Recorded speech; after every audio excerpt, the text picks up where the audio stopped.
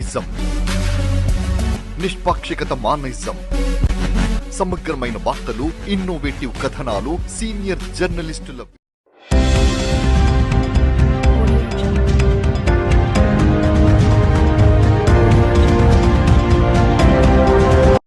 రోడ్డుకు ఇరువైపులా ప్రైవేట్ వాహనాల పార్కింగ్తో ప్రజలు నానా ఇబ్బందులు పడుతున్నారు.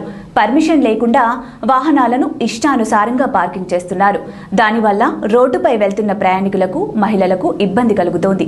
నో పార్కింగ్ అని ఎక్కడ ఉంటుందో అక్కడే పార్కింగ్ చేస్తున్నారు వాహనదారులు. పోలీసులు స్పందించి తగు చర్యలు తీసుకోవాలని డిమాండ్ చేస్తున్నారు.